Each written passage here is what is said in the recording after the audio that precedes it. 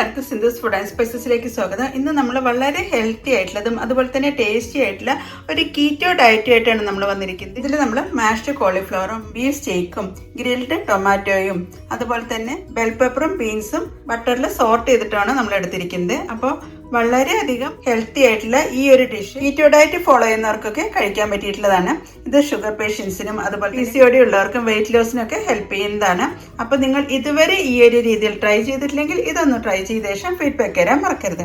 കൂടാതെ നിങ്ങൾ എൻ്റെ ചാനൽ ഇതുവരെ സബ്സ്ക്രൈബ് ചെയ്യാതെയാണ് കാണുന്നതെങ്കിൽ സബ്സ്ക്രൈബ് ചെയ്യാനും ഈ വീഡിയോ ഇഷ്ടപ്പെടുകയാണെങ്കിൽ ലൈക്ക് ചെയ്യാനും കമൻറ്റ് ചെയ്യാനും അതുപോലെ ഫാമിലിക്കും ഫ്രണ്ട്സിനും ഒന്ന് ഷെയർ ചെയ്യാനും മറക്കരുത്. Thank you.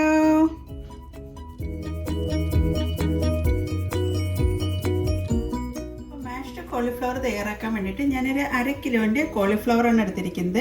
അപ്പോൾ ഇത് നമുക്ക് ചെറിയ പീസായിട്ടൊന്ന് കട്ട് ചെയ്ത ശേഷം ചൂടുവെള്ളത്തിലൊന്ന് ഇട്ട് വയ്ക്കാം. കാരണം ഇതിനകത്ത് ചിലപ്പോൾ പുഴുക്കളൊക്കെ ഉണ്ടാവാനുള്ളൊരു ചാൻസ് ഉണ്ട്. അതിനും അല്ലെങ്കിൽ പുഴുവൊക്കെ ഒന്ന് ചത്തു പോകുന്നതിനൊക്കെയാണ് നമ്മളിതൊന്ന് ചൂടുവെള്ളത്തിലൊന്ന് ഇടുന്നത്. ആദ്യം നമുക്ക് ഈ കോളിഫ്ലവറിനെ ഇതളുകളായിട്ട് ഒന്ന് അടർത്തിയെടുക്കാം.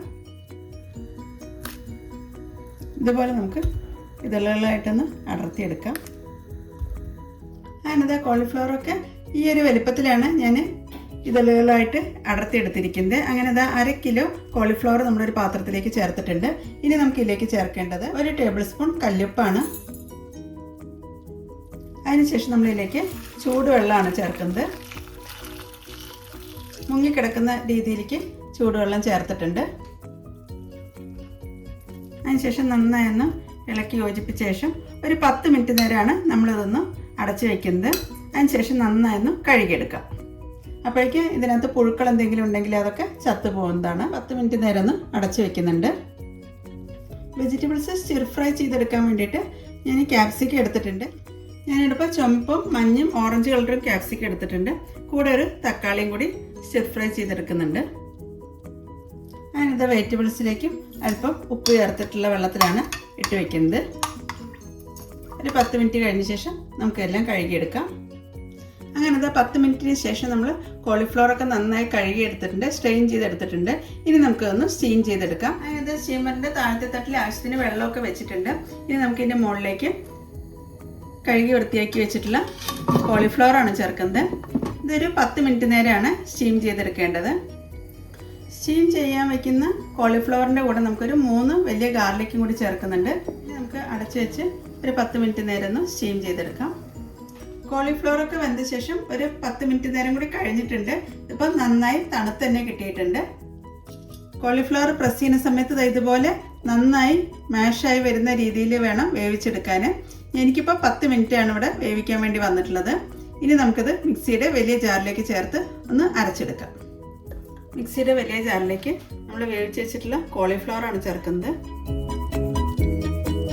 ഇതിൻ്റെ കൂടെ തന്നെ സ്റ്റീം ചെയ്ത് വെച്ചിട്ടുള്ള ഗാർലിക്കും കൂടി നമ്മളിതിലേക്ക് ചേർക്കുന്നുണ്ട്.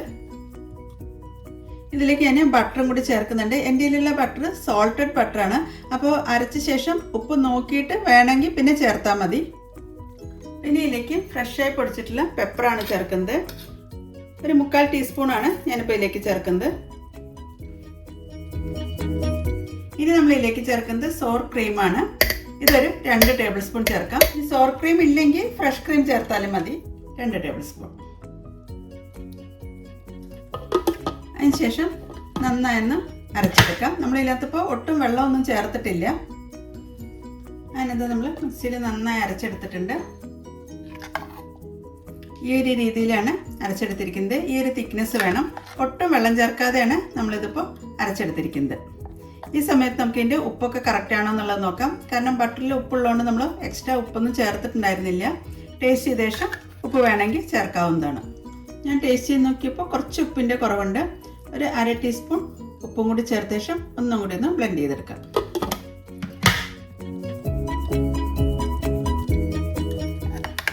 അങ്ങനെ നമ്മുടെ മാഷ്ഡ് കോളിഫ്ലവറാണ് തയ്യാറാക്കിയിരിക്കുന്നത്. ഇത് നമുക്ക് ഇനി ഒരു ബൗളിലേക്ക് ചേർക്കാം.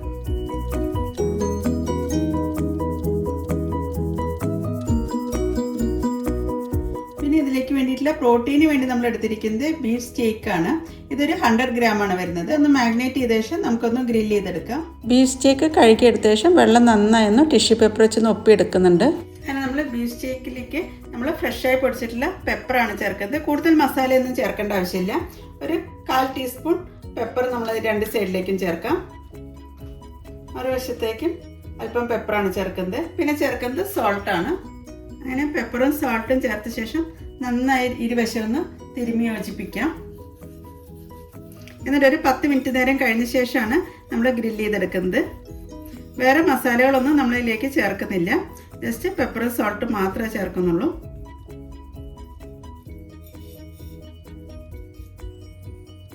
പെപ്പറും സോൾട്ടും ചേർത്ത ശേഷം ജസ്റ്റ് ഫോർക്ക് വെച്ചിട്ട് ഇരുവശം ഒന്ന് കുത്തി കൊടുക്കാം. അതിനുശേഷം മറുവശം ഒന്ന് ഇതുപോലെ തന്നെ ഒന്ന് ഫോർക്ക് വെച്ചൊന്ന് കുത്തി കൊടുക്കുന്നുണ്ട്. ബീഫ് ഗ്രില്ല് ചെയ്യാൻ വേണ്ടിയിട്ട് ഒരു പാൻ വെച്ചിട്ടുണ്ട്. ഇതിലേക്ക് നമ്മൾ ബട്ടറാണ് ചേർക്കുന്നത്. അതിലേക്ക് ഒരു ഗാർലിക്ക് ചെറുതായിട്ട് ചോപ്പ് ചെയ്തും കൂടി ചേർക്കുന്നുണ്ട്.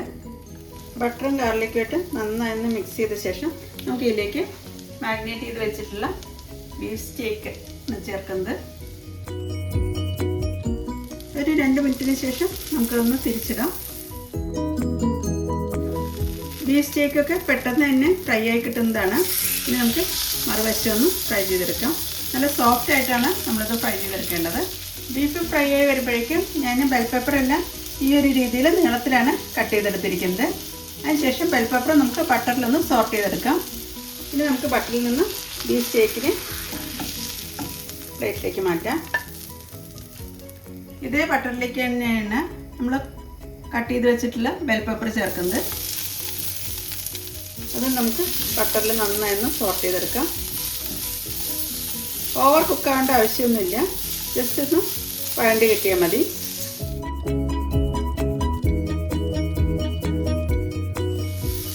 അങ്ങനെ നമ്മുടെ ബെൽ പെപ്പറെല്ലാം നന്നായി സോർട്ട് ചെയ്തെടുത്തിട്ടുണ്ട്. ഇനി നമുക്കിത് പാത്രത്തിലേക്ക് മാറ്റാം.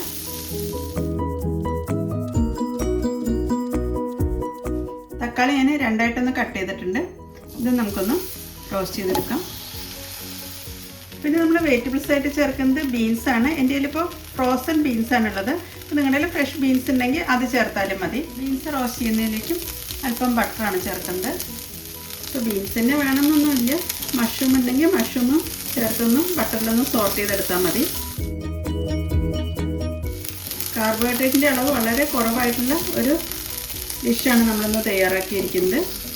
വെയിറ്റ് ലോസിനും അതുപോലെ തന്നെ PCOD ഉള്ളവർക്കും ഒക്കെ കഴിക്കാൻ പറ്റിയിട്ടുള്ളതാണിത്. ഷുഗർ ലെവലൊക്കെ ഒന്ന് കൺട്രോൾ ആവുന്നതിനൊക്കെ ഹെൽപ്പ് ചെയ്യുന്നതാണ് ഈ കീറ്റോ ഡയറ്റ്. സാൾട്ടഡ് ബട്ടർ ആയതുകൊണ്ടാണ് പിന്നെ ബീൻസിലേക്ക് നമ്മൾ വേറെ എക്സ്ട്രാ ഉപ്പൊന്നും ചേർക്കാത്തത്. ബട്ടറിൽ നന്നായി ഒന്ന് സോർട്ട് ചെയ്ത ശേഷം നമുക്കത് പ്ലേറ്റിലേക്ക് എടുത്ത് മാറ്റാം. അങ്ങനെ ബട്ടറിൽ സോർട്ട് ചെയ്തിട്ടുള്ള ബീഫും അതുപോലെ തന്നെ വെജിറ്റബിൾസും ഒക്കെ റെഡി ആയിട്ടുണ്ട്. അതുപോലെ തന്നെ മാഷ്ഡ് കോളിഫ്ലവറും റെഡി ആയിട്ടുണ്ട്. ഇനി നമുക്കിതൊരു പ്ലേറ്റിലേക്ക് സെറ്റ് ചെയ്യാം.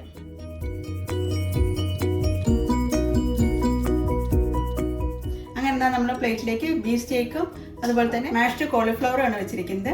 ഇനി നമുക്ക് ഗ്രില്ല് ചെയ്തിട്ടുള്ള ടൊമാറ്റോ വയ്ക്കാം.